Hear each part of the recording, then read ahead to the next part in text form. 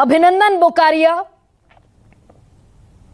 आखिर कहां और क्यों अटकी है गाड़ी? क्योंकि एजुकेशन सेक्रेटरी इसमें इन्वॉल्व है, शिक्षा सचिव इन्वॉल्व है, इसमें डीजी एनटीए खुद इन्वॉल्व है।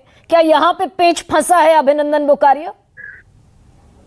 मैम, जो हम लोग पिछले कई महीनों से इसकी जांच कर रहे, रिसर्च कर रहे, कि हम मानते हैं कि अगर हमारे पास सफिशिएंट डेटा नहीं है तो हमें नहीं बोलना चाहिए। एबीवीपी हमेशा से ऐसे सोच रखती है। तो जितनी भी हम लोगों ने रिसर्च की है, बातचीत की है, इवन हम लोगों का अभी जो मिलना हुआ यूनियन एजुकेशन मिनिस्टर से, उसमें ये बातें साफ हुई है। जैसे कि कुछ देर पहले सर ने भी कहा कि पेपर लीक तो नहीं हुआ है। ये मैं भी मानता हूं कि पेपर लीक नहीं हुआ, लेकिन चीटिंग बहुत ऊंचे लेवल तक की हुई है, जिसमें एनटीए का डेप्थ तक या फिर टॉप लेवल तक खाता है, ऐसा मैं मेरी तरफ से कहना चाहूंगा एज ए इंडिविजुअल। क्योंकि जब आप बात कर रहे हो स्वास्थ्य क्षेत्र में पूरे देश भर की जो आगे चलकर रखवाली करने वाले हैं, सेवा करने वाले हैं, उन लोगों को आपको चुनना है। तो इस तरीके से अगर आप एग्जाम में कहीं पर घोटाले करवाते हो या अभिनंदन एक सेकंड, आपके एनएच खान साहब जो हैं वो ईओयू के बड़े अधिकारी हैं, पटना के इकोनॉमिक ऑफेंस यूनिट के additional director general of police हैं। उन्होंने कहा very much suggestive of paper leak. चल हो जा शुरू। केसरिया से मन जोगी हुआ रे, दिल झूमे देखो पतवारा हुआ रे, दिल झूमे देखो पतवारा हुआ रे। हर पल मनाओ केसरी त्योहार। विमल, बोलो जुबान केसरी। मानवजीत ढिल्लों कल कह रहे थे डीआईजी की पोस्ट डेटेड चेक मिले हैं गुजरात में बाकायदा। अगर कर्नाटक से, ओडिशा से, झारखंड से, इतनी दूर दूर से अगर लोग आकर किसी एक स्पेसिफिक सेंटर को अपना सेंटर चुनना चाहते हैं, एक दिन पहले पेपर लटा दिया जाता है, तो उसको पेपर लीक ना माना जाए? मैम, इस पर मेरा ये कहना रहेगा, जैसे आपने पटना की बात की, अगर वहां पर सच में पेपर लीक हुआ होता तो अगर आपने पूरा डेटा स्टडी किया हो तो टॉप 100 में ज्यादा से ज्यादा सिर्फ 2 या 4 बच्चे आए हैं उस रीजन से। तो मैं थोड़ा बहुत कहीं ना कहीं इस डेटा पर और इस हमारी जो समझ है उस पर से ये कहना चाहूंगा कि पेपर लीक होने की आशंका हमें कम लगती है, लेकिन चीटिंग जिसमें नहीं, आप कह रहे हैं अभिनंदन कि टॉप रैंकिंग में वो बच्चे नहीं आए जो उस सेंटर पर मौजूद थे। और मैं ये कह रही हूं, मैंने शुरुआत में जो केस स्टडी दिखाई कि वो इतने डल बच्चे थे कि पेपर रटाने के बावजूद, ये तो बाकायदा पटना पुलिस को दिया गया स्टेटमेंट है, पेपर रटाने के बावजूद उनके नंबर आए 720 में से 300।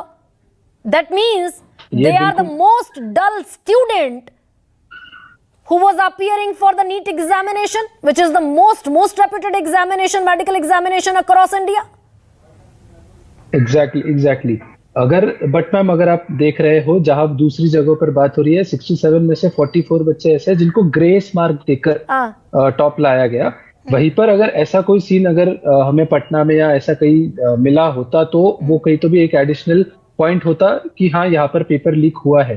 लेकिन कहीं ना कहीं ये चीज है, मैं चीटिंग पर ज्यादा जोर इसलिए दे रहा हूँ क्योंकि सिर्फ ये यहाँ की बात नहीं, पूरे देश भर की बात है और मल्टीपल सेंटर्स पर ज्यादा जगहों पर मार्क मिले हैं बच्चों को। ये भी रिकॉर्डिंग भी कई जगहों से बाहर आई है कि आप पेपर खाली छोड़कर आइएगा, हम बाद में उसको भर देंगे।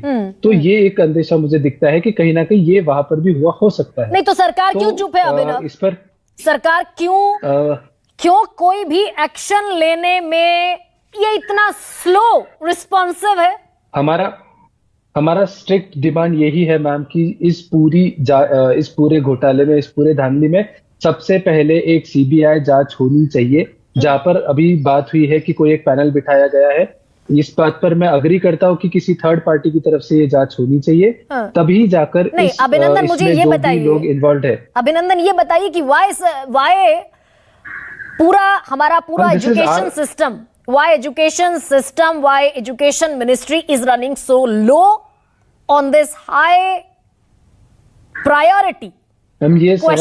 ये सवाल हमने खुद ने जब हमारा पैनल मिला था माननीय हमारे एजुकेशन मिनिस्टर से, तब हमने भी यही सवाल किया था कि सर, हम जनता की आवाज लेकर आप तक आए हैं कि क्यों अभी तक इतना समय लग रहा है, जो दोषी है, जब आपके पास सारा डेटा सामने मिल रहा है, सोशल मीडिया पर है, आप चाहो तो अगर आप अपने एक फोन पर सारा डेटा आप मंगवा सकते हो, तो क्यों स्लो है? इस पर हमें धर्मेंद्र प्रधान जी ने, जो एजुकेशन मिनिस्टर ने, ये आश्वासन दिया है कि जल्द से जल्द इस पर कड़ी से कड़ी जांच होगी और जो दोषी है उनके अगेंस्ट सख्त से सख्त पनिशमेंट दी जाएगी उन्हें। नहीं, लेकिन इस पर अभिनंदन, जांच 2 महीने होगी। तो 1.5 महीना तो गुजर गया। 5 जी मई मैम, को खबरें ये सेम आई, स्टेटमेंट। आज हम 18 जून को जी। बैठकर बात कर रहे हैं।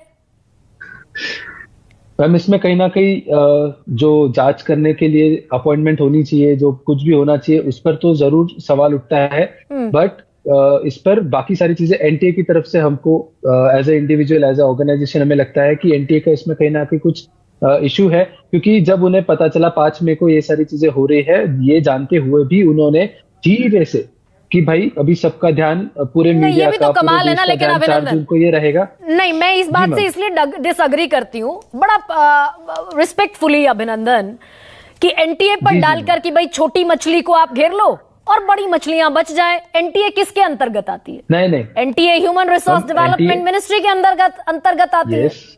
भाई एनटीए को कॉन्स्टिट्यूट किया ना एचआरडी मिनिस्ट्री ने, तो ओवरऑल जिम्मेदारी तो Right. एचआरडी मिनिस्ट्री की हुई कि नहीं हुई, सरकार की हुई कि नहीं हुई? तो अभिनय,